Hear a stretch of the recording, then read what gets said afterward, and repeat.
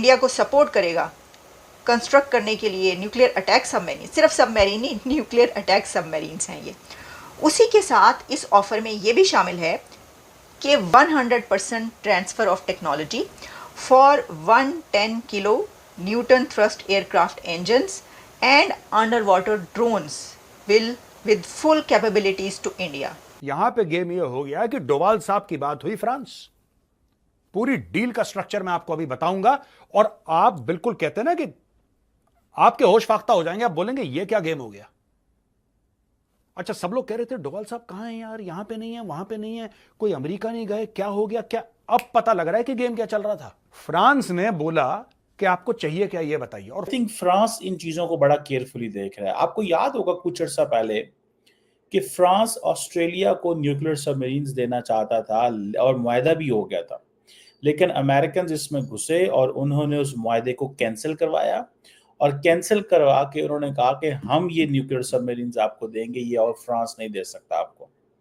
आज फ्रांस ये चीज महसूस कर रहा है कि इंडिया जो है वो अमेरिका के बहुत करीब तो है, लेकिन अमेरिकन फ्रांस इंडिया को पुश कर रहे हैं। खबर ये है कि 30 सितंबर और 1 अक्टूबर को, यानी कि 30 सितंबर एंड 1 अक्टूबर को इंडिया के national security adviser Ajit Doval की मीटिंग है फ्रांस के काउंटर पार्ट से। और ख़बर यह है कि फ्रांस इंडिया को एक बहुत बड़ी सपोर्ट देने जा रहा है। फ्रांस और इंडिया स्ट्रेटेजिक डिफेंस पार्टनरशिप के लिए तैयार हैं। ये एक ऐसा स्ट्रेटेजिक डिफेंस पार्टनरशिप है जिसके अंदर फ्रांस की तरफ से इंडिया को मदद दी जाएगी, फैसिलिटेट किया जाएगा, सपोर्ट किया जाएगा for the construction of nuclear attack submarines. ये एक बहुत बड़ी खबर है और ये फ्रांस की बहुत बड़ी सपोर्ट होगी इंडिया को। और ये एक ऐसे वक्त में हो रहा है कि जब ये कहा जा रहा है कि जिस वक्त इंडियन नेवी इसके लिए पूरे तरीके से तैयार है और मोदी हुकूमत की तरफ से ये भरपूर कोशिशें की जा रही थी कि इस तरह की strategic dialogue. I think France इन चीजों को बड़ा केयरफुली देख रहा है। आपको याद होगा कुछ अर्सा पहले कि फ्रांस ऑस्ट्रेलिया को न्यूक्लियर सबमरीन्स देना चाहता था और मुआहदा भी हो गया था, लेकिन अमेरिकन इसमें घुसे और उन्होंने उस मुआहदे को कैंसिल करवाया और कैंसिल करवा के उन्होंने कहा कि हम ये न्यूक्लियर सबमरीन्स आपको देंगे, ये और फ्रांस नहीं दे सकता आपको। आज फ्रांस ये चीज महसूस कर रहा है कि इंडिया जो है वो अमेरिका के बहुत करीब तो है, लेकिन अमेरिकन फ्रांस इंडिया को पुश कर रहे हैं। किस चीज पे पुश कर रहे हैं? वो जो पन्नू का इंसिडेंट था।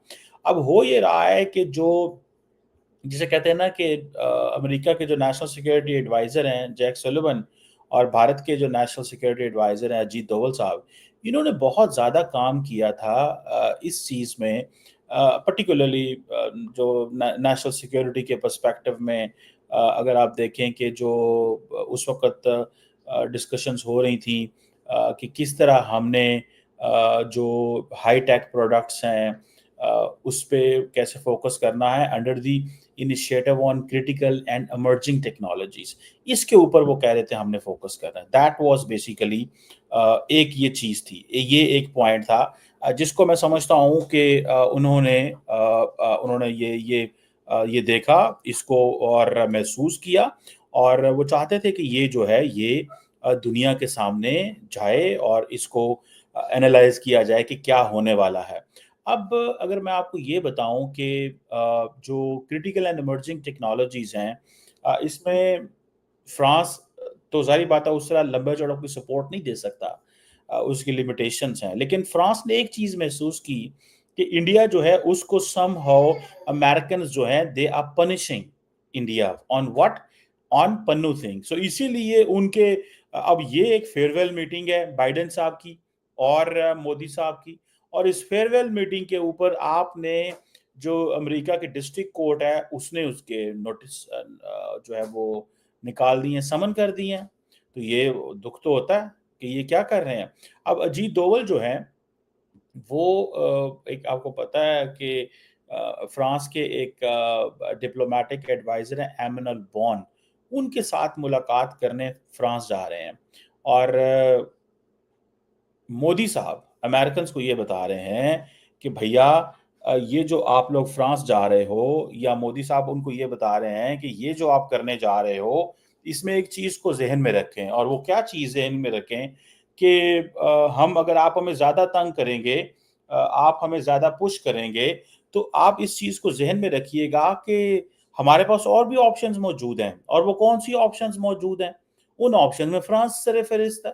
वो कहते हैं हम फ्रांस के पास चले जाएँगे। जी के इंजन जो कि तेजस में लगने हैं, उस पे हल्का हल्का डिले करता है। अरे 15 दिन में आया भाई साहब, 20 दिन में आया भाई साहब, 30 दिन में आया, कोई बात नहीं, वो आएगा, आते रहने दो। यहां पे उल्टा गेम हो गया दोस्तों। यहां पे गेम ये हो गया कि डोवाल साहब की बात हुई फ्रांस।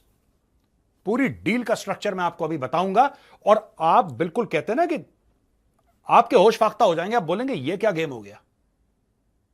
अच्छा, सब लोग कह रहे थे डोवाल साहब कहां हैं यार, यहां पे नहीं है, वहां पे नहीं है, कोई अमेरिका नहीं गए, क्या हो गया क्या। अब पता लग रहा है कि गेम क्या चल रहा था। फ्रांस ने बोला कि आपको चाहिए क्या ये बताइए, और फ्रांस ने बोल दिया डन। 30 सितंबर 1 अक्टूबर को अजीत डोवाल साहब जो कि एनएसए हैं भारत के, वो होंगे फ्रांस में। और दोस्तों, फ्रांस में उन्होंने एक डील पे साइन करना, जो कि फ्रांस ने ऑलरेडी ग्रीन लाइट कर दिया। फ्रांस ने बोला डन है हमारी तरफ से, और फ्रांस ने मीडिया को भी बता दिया कि हम भारत को ये चीज दे रहे हैं। हमने बात करी थी ना एएमसीए के बारे में, 5th जनरेशन फाइटर्स, उसका इंजन दे रहा है फ्रांस आपको, और complete transfer of technology. France कह रहा है सोवरेन राइट होगी भारत की, यानी कि हम भारत को कंप्लीट ब्लूप्रिंट दे देंगे इंजन के। हम भारत के साथ बैठ के वो इंजन मैन्युफैक्चर भी करवाएंगे भारत के अंदर। भारत के अंदर बैठेंगे भाई, वो इंजन बनवाएंगे, और वो इंजन आगे भारत को किसको बेचना है वो भारत का हेडेक है। हमसे कोई परमिशन लेने की आवश्यकता नहीं। क्यों इंपॉर्टेंट है ये? इसलिए इंपॉर्टेंट है दोस्तों क्योंकि ब्रह्मोस के बारे में आपने सुना होगा। ब्रह्मोस मिसाइल आज की तारीख में भारत और रूस बना रहे हैं, लेकिन अगर आपको ब्रह्मोस मिसाइल किसी भी देश को बेचनी है, आपको पहले रूस से परमिशन लेनी जरूरी है। आप बिना रूस की रिटर्न परमिशन के आप ब्रह्मोस किसी और देश को नहीं बेच सकते। और यहां पे फ्रांस कह रहा है कि सिर्फ टेक्नोलॉजी नहीं देंगे, आपके साथ बैठ के उसको पूरा बनाएंगे, एक एक चीज आपको हैंड ओवर करेंगे, और उसके बाद आपको जिसको बेचनी है, जहां लगाना है, आपकी मर्जी।